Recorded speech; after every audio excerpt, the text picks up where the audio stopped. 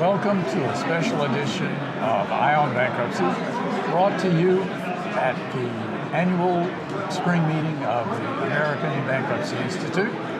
I'm Bill Rochelle, ABI's columnist and editor-at-large, and with me is our guest, John Rao, an attorney with the National Consumer Law Center in Boston. Mr. Rao is a commissioner on the ABI Commission to study bankruptcy consumer law, and I must say has also in prior years been an advisor to the Judicial Conference on the bankruptcy rules to demonstrate his very high degree of intellectual achievement. John Rao is a member of the National Bankruptcy Conference and a member of the American College of Bankruptcy, or I should say a fellow of the American College. In addition to that, as if that were not enough, he's also an editor of Collier on Bankruptcy. So John, let me ask you this. Sitting on the commission to study changes in consumer bankruptcy law, what are some of the areas that you'd like to look at? Well, thanks, Bill. I think one of the most important issues that in the consumer bankruptcy world right now is just the level of student loan debt that borrowers have and how they're trying to deal with it. And I think that the bankruptcy system has to try to grapple with that issue. And currently the law is not all that helpful when it comes to dealing with student loan debt. And so I think that's one of the primary areas. I'm going to try to be pragmatic. I'm not looking at the commission as dealing or suggesting only statutory changes. I think there are other ways to deal with student loan debt. So it would be nice if there were some recommendations made about changing the 523A8 and the way in which loans are treated for dischargeability, student loans for dischargeability purposes. But there's a whole range of things that can be done on student loans. And one of the areas that I'm very much interested in is how student loans are dealt with in Chapter 13 cases. Mm-hmm. So these are borrowers who maybe have enrolled in income-driven repayment plans, administrative plans outside of bankruptcy, and come into the bankruptcy at Chapter 13 because they're dealing with some other debt problem, like a mortgage or car loan that's in default. And so they're filing a Chapter 13. They are on a income-based payment plan for their student loans, and they want to stay on it. Right now, the way in which that's dealt with, and it's not anything in the bankruptcy code, it's just the way in which the student loan servicers treat that debt. Often those borrowers are taken off those programs. They're not allowed to stay on. Even if they're willing and able to continue the payments. That's right. The loans are often put in forbearance, which denies them the opportunity to get the benefit of these income-based plans. And I look at this from the historical perspective. When I first started practicing, there were lots of issues in terms of how mortgage servicers dealt with borrowers in bankruptcy, and there's been a lot of change there and a lot of improvement. To things such as, does the automatic stay allow you to accept payments? Does it allow you to give information to the borrower about the loans? And we've come a long way on the mortgage side. We need to make that progress on the student loan side, because right now student loan servicers will say we can't accept payments because of the automatic stay, or we can't tell you what's owed on the loan. So there's and again, I think there are changes that can be made that don't involve statutory changes. There are bankruptcy rule changes. There are even just administrative changes outside of bankruptcy that could improve things dramatically. Well, what about secured debt and mortgages in consumer bankruptcies? Sure. I mean, I'll be honest. I'm coming from the debtor side. I was very much involved in the legislative effort to at the beginning of the foreclosure crisis to try to see a change to the bankruptcy code that would allow mortgages to be modified in Chapter 13. That bill came close to passage but did not pass. Sure, I would like the commission to take that issue on again, but I want to be realistic. I don't know whether all the parties can come together around something like that, and it's a challenge, but it'd be great if that effort could be started. But again, there are things short of that, clearly permitting modifications of mortgage in Chapter 13 that could happen. And there were some issues during that legislative fight, and some of the parties who were involved in that are on the commission, and we can look back at that period and see that there were areas where there were agreement, and maybe try to build off of that today.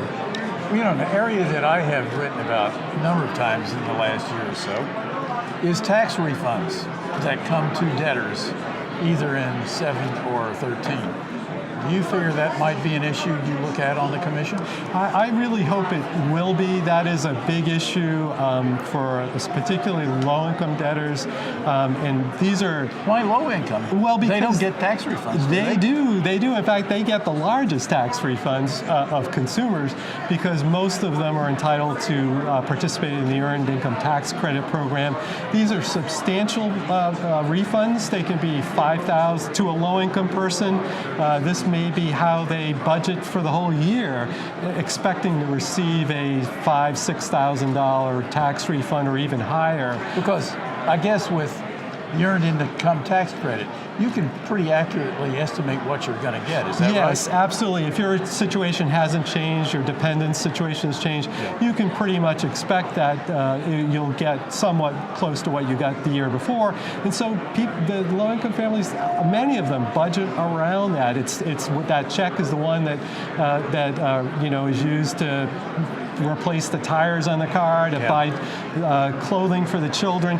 And so what you have now is a patchwork. I'm going to be realistic, Bill. I don't think that we're going to address the issue of uniformity of exemptions. I mean, that's a hard one to address overall. That was a political battle that was fought many years ago. But it is the case that depending upon where you live, if you're in a state where there is a good substantial wild card exemption or a specific exemption that exempts tax refunds or earned income tax credits, you don't have any concerns. You get to keep that money. However, there's a fair number of states, I'd say more than half, where it is a big issue. And if you go into bankruptcy, you're very likely to lose that tax benefit because you have no way to exempt it. So I think even without, just as Congress did in 2005, when substantial changes were made to the exemption provisions to protect pensions, and that's a good roadmap for what could be done. The pension provisions were designed so that those pension exemptions would apply even in opt-out states. So what I would love to see is a statute that did address earned income tax credits and tax refunds that allowed for them to be exempted even in opt-out states. Well, that makes good sense. John Rell, let me ask you this. Being with the National Consumer Bankruptcy Law Center, you're really at the cutting edge when it comes to litigation affecting consumers. So what is some of the hot topics right now that is actually in litigation or perhaps even on appeal? Well, we're obviously trying to play an active role in some of the student loan cases that are pending in terms of how courts are potentially revisiting the standards for undue hardship, primarily the undue hardship test. Well, I must say, to your credit, you were instrumental in the brief in the decision that came down from the 11th Circuit a couple of days ago in favor of a student loan debtor. So congratulations on that. Well, thank you. Yeah, we're excited about that. But I'm sorry to cut you off. No, absolutely. I wanted to give credit where credit is due. Well, thank you. Because that was a major precedent set in the 11th Circuit. Well, thank you. We are hoping that courts will, the Brunner standard was adopted many years ago in the 1980s. We're hoping that courts will take a fresh look at that standard. It's very hard based on circuit court prior precedent rule, but nevertheless to take a fresh look.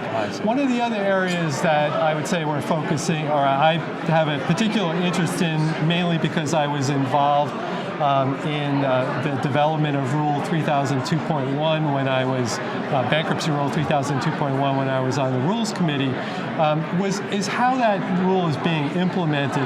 And our real particular concern, one of the goals of that rule was to ensure that there were adequate disclosures during the bankruptcy case so that if a debtor did everything right, they made all their payments and they were notified what they had to pay and they made those payments, they would come out of a Chapter 13 fully curing their mortgage default and starting with a good fresh start.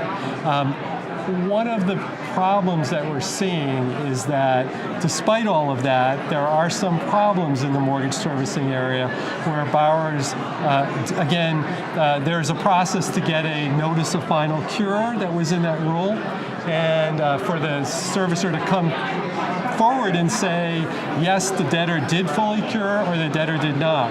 In some cases, servicers are either not filing a response saying whether the debtor fully cured, or they're filing a response that says that the debtor did fully cure, and then 3 months, 4 months after the bankruptcy case is concluded, sending notices out. And a lot of this is, we've made, I don't want to be completely critical, we've made tremendous progress in that area, but it is one of those things with large mortgage servicing institutions where sometimes the bankruptcy department isn't talking to the normal loan servicing department. Right.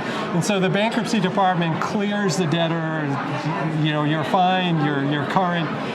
But the normal servicing system of record will instantly say that the debtor is in default. Oh, brother. So it's a real problem. I think that there is litigation over that, and hopefully there will be some better practices developed on the mortgage services side that will prevent that litigation. Well, let's hope. Yeah. Listen, John Rao, I thank you very much for joining us, and keep up the good work. Thanks for having me, Bill. You're welcome. Great.